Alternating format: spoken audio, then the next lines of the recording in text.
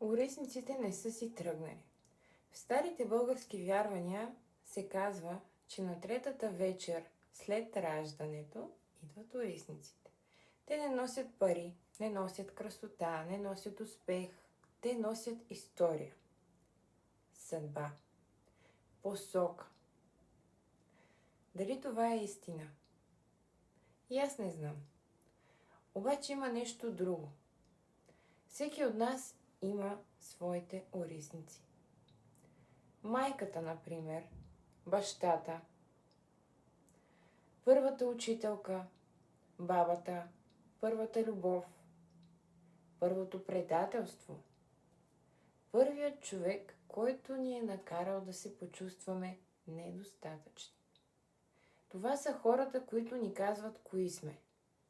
Ти си умна, ти си трудна, ти си силна, ти си слаба, ти си прекалено емоционална, ти си проблем.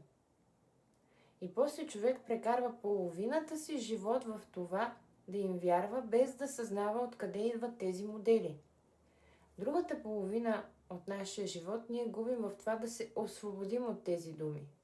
И може би най-важният въпрос не е какво са ни дали родителите, коренчето, а какво са ти нарекли. И тук става по-интересно. Не всичко, което носиш, е твое. Кажи ми откровено, кажи го на себе си. Кой те научи, че любовта трябва да боли? Кой те научи, че трябва да се доказваш постоянно, навсякъде? Кой те научи, че трябва да си силна през цялото време? Кой те научи, че не трябва да плачеш? Кой те научи, че трябва да заслужиш мястото си? Защото човек не се ражда с срам. Човек не се ражда с вина.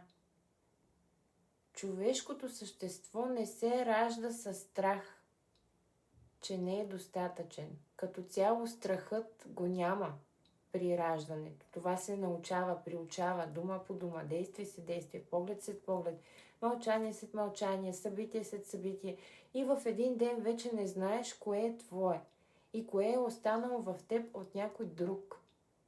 И нашите баби не напразно са казвали: не наричай зло, не пожелавай зло.